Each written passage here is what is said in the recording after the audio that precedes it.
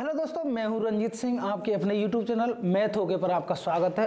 दोस्तों, आज हम एक नया टॉपिक शुरू करने वाले हैं और इस टॉपिक का नाम है लाभ और हानि। दोस्तों, यदि आपने मेरे पूर्व में बनाए गए वीडियो प्रतिशत पर वीडियो जो है बनाए थे मैंने, यदि आपने वो देखे हैं तो दोस्तों ये टॉपिक भी आपको बहुत सरल लगेगा। और यदि आपने वो वीडियोज नहीं देखे तो प्लीज़ पहले वो वीडियो देख लें, उसके बाद में इस पर आएँ। दोस्तों, लाभ और हानि जो टॉपिक है वो प्रतिशतता जो टॉपिक है उसी पर ही डिपेंडेंट है। प्रतिशतता टॉपिक पर 3 टॉपिक और आश्रित हैं। पहला तो है लाभ हानि, दूसरा है सरल ब्याज और तीसरा है चक्रवृद्धि ब्याज। दोस्तों, यदि आपने प्रतिशतता टॉपिक को अच्छी ढंग से कर लिया है तो आपको इन टॉपिक में कोई दिक्कत नहीं आएगी। तो दोस्तों आइए शुरुआत करते हैं। दोस्तों, लाभ हानि टॉपिक शुरू करने से पहले कुछ इसकी टर्म्स हैं उनको जान लेते हैं। बेसिक जो जानकारी है सबसे पहले उसको जान लेते हैं। सबसे पहली बात तो इसमें एक शब्द आता है क्रय मूल्य। क्रय मूल्य क्या है? क्रय मूल्य वह मूल्य है जिस मूल्य पर कोई वस्तु खरीदी जाती है। जैसे हम बाजार से कोई चीज खरीद के लाए तो उसका हम जितना मूल्य भुगतान करके आए हैं, यानी कि उसको जितने मूल्य पर खरीद कर लाए हैं, वह मूल्य क्रय मूल्य कहलाता है। दूसरी चीज आती है इसमें विक्रय मूल्य। विक्रय मूल्य का मतलब है कोई दुकानदार जो कि फुटकर विक्रेता है, वह थोक विक्रेता से कोई वस्तु खरीद करके लाया और उसने उसको फुटकर बेचा, तो वो जिस मूल्य पर खरीद कर लाया उससे वो ज्यादा बढ़ा करके उसको बेचता है, तो वो क्या कहलाता है? विक्रय मूल्य। जरूरी नहीं है कि ज्यादा मूल्य पर बेचे, कभी कभी ऐसा होता है कि उसे कम मूल्य पर भी बेचनी पड़ती है मजबूरी में, तब उसे हानि भी हो जाती है। तो यहाँ पर विक्रय मूल्य का मतलब है जिस मूल्य पर कोई चीज बेची जाती है, कोई वस्तु बेची जाती है, तो वह मूल्य विक्रय मूल्य कहलाता है। उसके बाद में दोस्तों लाभ और हानि, ये लाभ और ये हानि। लाभ को समझ लीजिए पहले। मान लो कोई दुकानदार किसी वस्तु को 100 रुपये में खरीद करके लाया। कोई दुकानदार किसी वस्तु को 100 रुपये में खरीद के लाया और उसने उसको 120 में बेच दिया, यानी कि 20 रुपये बढ़ा करके बेच दिया, तो 100 रुपये रहा उसका विक्रय मूल्य, क्रय मूल्य। 100 रुपये क्या था उसका? क्रय मूल्य। बेची कितने में? 120 में। तो इसके बीच का जो अंतर है वो कितना है? 20 रुपये। यानी कि उसने 100 रुपये में खरीद कर 120 में बेचा, तो उसे 20 रुपये का क्या हुआ? लाभ हुआ। तो यहीं से यह सूत्र बन जाता है कि लाभ बराबर हो जाता है विक्रय मूल्य माइनस क्रय मूल्य। अगर मान लो वह दुकानदार 100 रुपये की वस्तु खरीद के लाता और किसी मजबूरी बस या कोई वो वस्तु खराब हो रही थी, अगर ज्यादा दिन और उसको रोकता तो वो वस्तु खराब हो जाती, इसलिए उसने उस वस्तु को 90 रुपये में बेच दिया। 100 रुपये की वस्तु को उसने कितने में बेच दिया? 90 रुपये में बेच दिया।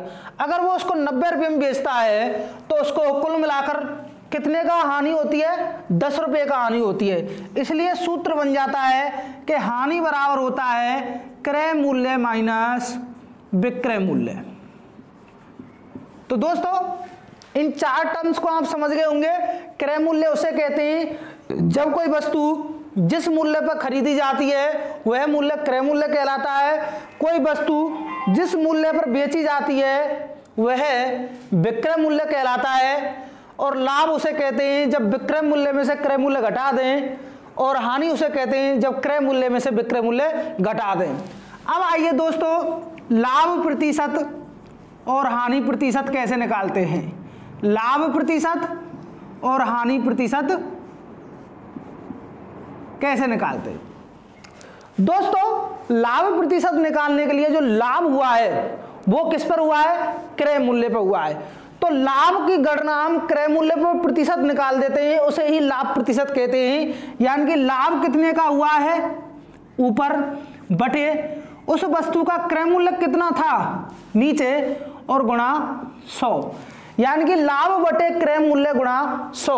और अगर हानि परसेंट पूछे तो हानि बटे क्रय मूल्य गुणा 100। तो दोस्तों आपके सामने लाभ प्रतिशत और हानि प्रतिशत निकालने के जो फॉर्मूले हैं वो आ गए।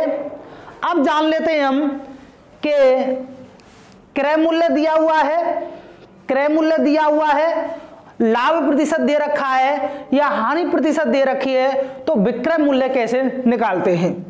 तो सबसे पहले हम देखते हैं विक्रय मूल्य निकालने के लिए विक्रय मूल्य बराबर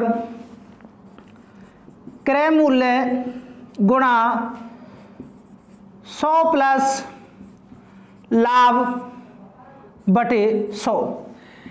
दोस्तों ये सूत्र उस स्थिति में जब लाभ हुआ हो और यदि हानि हुई हो तो यही होगा क्रय मूल्य गुणा 100 माइनस हानि बटे 100।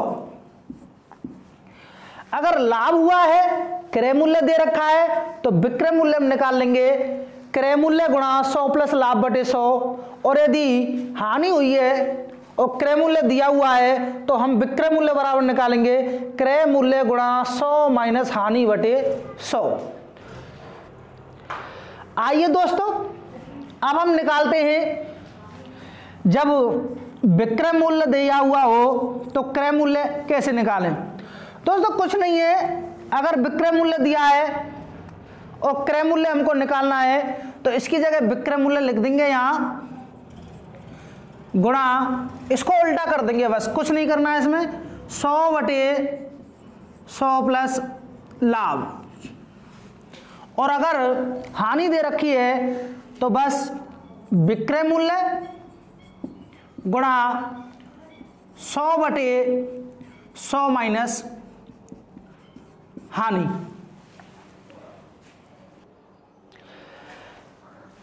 अब तक दोस्तों हमने क्रय मूल्य, विक्रय मूल्य, लाभ, हानि, लाभ प्रतिशत, हानि प्रतिशत, क्रय मूल्य कैसे निकालते हैं यदि विक्रय मूल्य दिया हुआ हो तो, और विक्रय मूल्य कैसे निकालते हैं यदि क्रय मूल्य दिया हुआ हो तो। अब तक हमने ये जान लिया। आइए दोस्तों अब एक नई टर्म है अंकित मूल्य।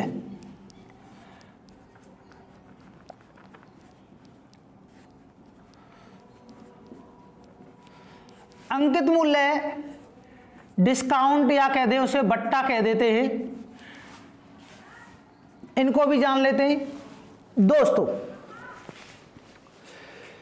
कोई वस्तु कोई दुकानदार 100 रुपये की खरीद के लाया और वह उस पर 50 रुपये अधिक निर्धारित कर देता है, जोड़ देता है उसमें, यानी कि उसको 150 की अंकित मूल्य निर्धारित कर देता है, लेकिन वो उसमें कुछ छूट दे करके उसको मान लो 120 में बेच देता है। तो कुल मिलाकर के ग्राहक को 20 रुपये का डिस्काउंट उसमें मिल जाता है। जैसे मैं मान लो ये दुकानदार है, ये दुकानदार है, ये इसको किसी वस्तु को 100 रुपये में खरीद के लाया, यानी कि उसका जो क्रय मूल्य है वो कितना है 100 रुपये, लेकिन बेचते समय इसने क्या किया, इसको इसका जो मूल्य निर्धारित किया है वो कितना किया है 150 रुपये। यानी कि दुकानदार 100 रुपये की कोई वस्तु खरीद के लाया, लेकिन उस पर अंकित मूल्य उसने निर्धारित कर दिया 150 रुपये। लेकिन अब कोई ग्राहक आता है और ग्राहक कहता है भाई साहब ये तो 150 रुपये ज़्यादा है, वो उसमें 10-20 रुपये का छूट या उसमें कम करवा देता है, तो वो उसको 130 रुपये की खरीद लेता है। कितने की खरीद लेता है 130 की।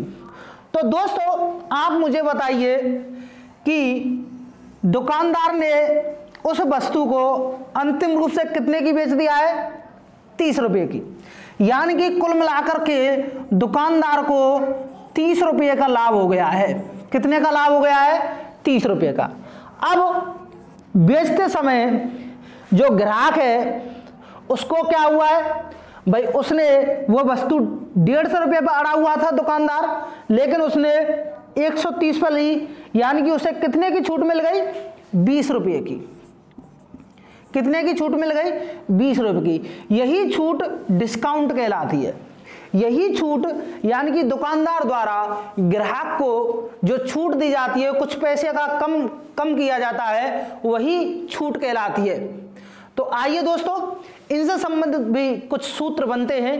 पहली बात तो सबसे पहला जो सूत्र बनता है वो यही बनता है कि आपसे पूछ ले कि बट्टा प्रतिशत या छूट प्रतिशत कितनी है। तो छूट प्रतिशत निकालने के लिए जो छूट है उसको लिख देते हैं ऊपर छूट या बट्टा, और नीचे उस वस्तु का अंकित मूल्य लिखते हैं। क्या लिखते हैं, अंकित मूल्य पे, क्योंकि आपको पता है जब लाभ और हानि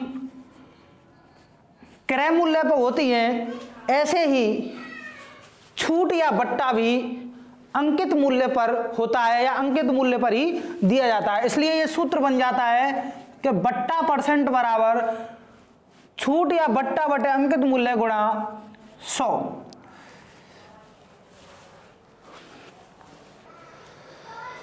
तो दोस्तों आइए अब हम एक नए सूत्र को और देखते हैं। यह सूत्र है कि यदि जब हमें विक्रय मूल्य निकालना होता है तो हम क्या करते हैं दोस्तों, क्रय मूल्य गुणा 100 प्लस लाभ बटे 100। जबकि अगर हमारे पास अंकित मूल्य दिया हुआ हो, अंकित मूल्य दिया हुआ हो और हमें विक्रय मूल्य निकालना हो, तो हम क्या करते हैं, अंकित मूल्य गुणा 100 माइनस बट्टा बटे 100। तो दोस्तों विक्रय मूल्य के दो सूत्र आपके सामने आ गए। विक्रय मूल्य निकालना है और क्रय मूल्य दिया हुआ है, तो क्रय मूल्य गुणा 100 प्लस लाभ बटे 100, और यदि अंकित मूल्य दिया हुआ है और विक्रय मूल्य पूछ रहा है तो अंकित मूल्य गुणा 100 माइनस बट्टा बटे 100। तो दोस्तों यहां से एक सूत्र बन जाता है आपके सामने, देखो क्रय मूल्य गुणा 100 प्लस लाभ बटे 100 बराबर ये हो गया अंकित मूल्य गुणा 100 माइनस बट्टा बटे 100। दोस्तों 100 से 100 कट गया, ये अंकित मूल्य इसके नीचे आ गया क्रय मूल्य के, यानी कि क्रय मूल्य बटे अंकित मूल्य बराबर 100 माइनस बट्टा, और ये जो है इसके नीचे चला गया 100 प्लस लाभ।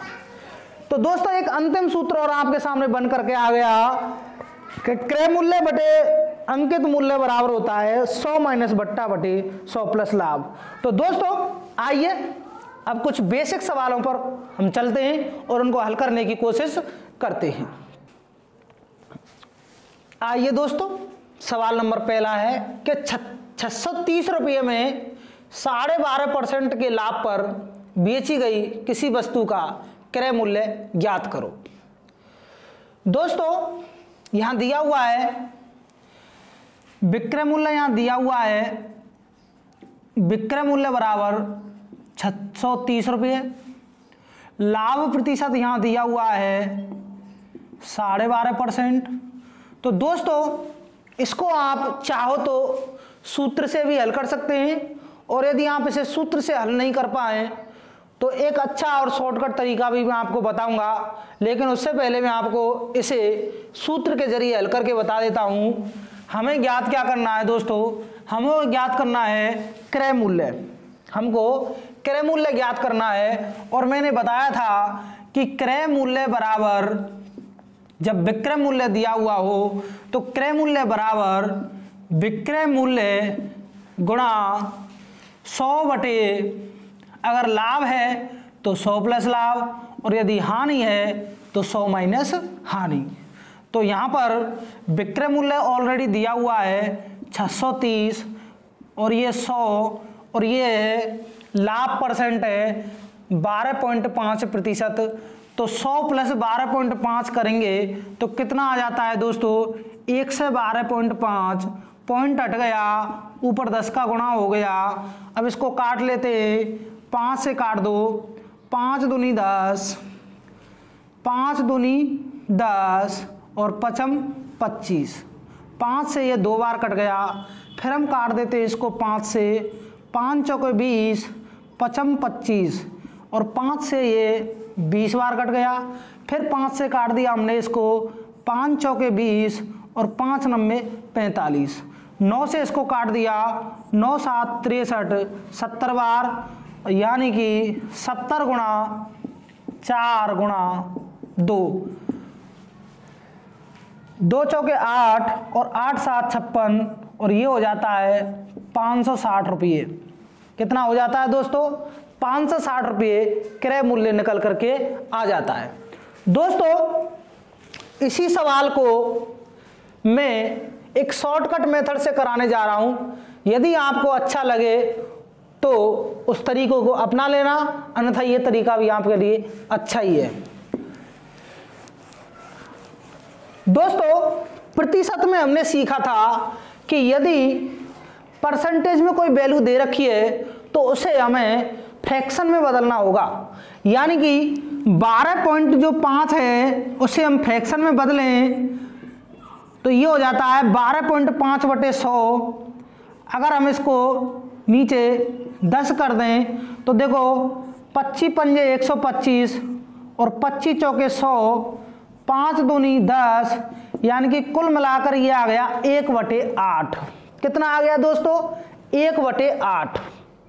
तो 1/8 आया है, तो यहां पर ये जो नीचे वाला वैल्यू है वह क्रय मूल्य को दर्शाता है, और क्योंकि इस पर लाभ हुआ है तो ये किसको दर्शा रहा है, लाभ को।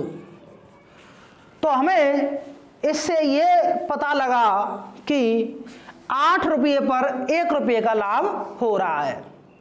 8 रुपये पर कितने का लाभ हो रहा है, 1 रुपये का। तो आप मुझे बता सकते हैं कि विक्रय मूल्य जो है वो है लाभ प्लस क्रय मूल्य ही तो होता है। भाई हम कोई वस्तु 8 रुपये की खरीद के लाए और हमने उस पर 1 रुपये लाभ कमाया, तो हमें पता लग गया कि हमने उस वस्तु को 9 रुपये में बेचा होगा, तभी उस पर हमें 1 रुपये का लाभ हुआ है। तो यानी विक्रय मूल्य बराबर क्या हो गया, क्रय मूल्य प्लस लाभ। तो क्रय मूल्य यानी कि 8 और प्लस 1 यानी कि 9 रुपये यहां पर विक्रय मूल्य हो गया। 9 रुपये क्या हो गया दोस्तों, विक्रय मूल्य। लेकिन जब सवाल में 9 रुपये की जो वैल्यू है वो कितनी दे रखी है, 630। 9 रुपये यानी कि 9 रुपये या 9 यूनिट मान लेते हैं हम इसको, 9 यूनिट बराबर कितना मूल्य दे रखा है, 630।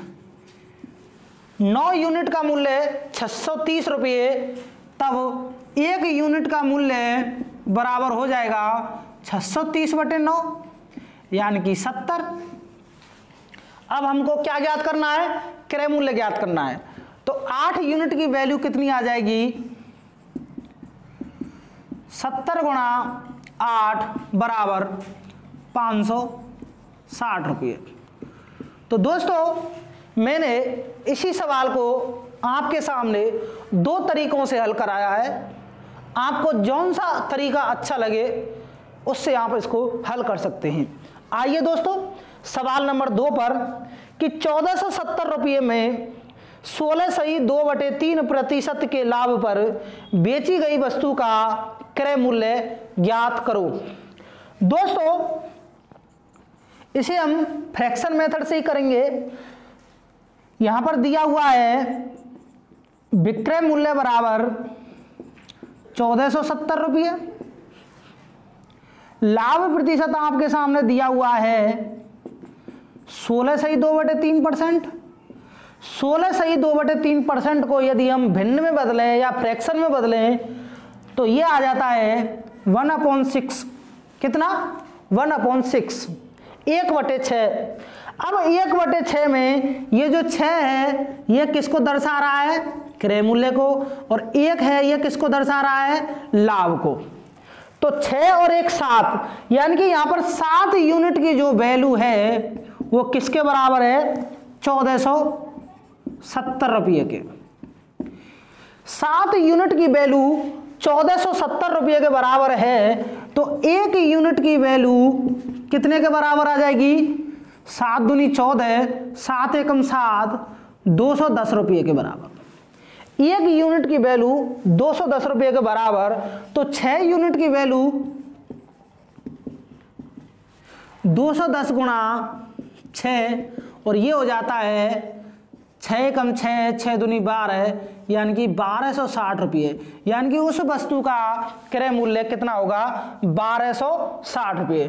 तो दोस्तों, आपको वीडियो अच्छी लगी हो तो प्लीज़ लाइक कर देना, कमेंट कर देना, और यदि अभी तक आपने मेरे चैनल को सब्सक्राइब नहीं किया है तो प्लीज़ सब्सक्राइब कर लेना। ऑल द बेस्ट दोस्तों।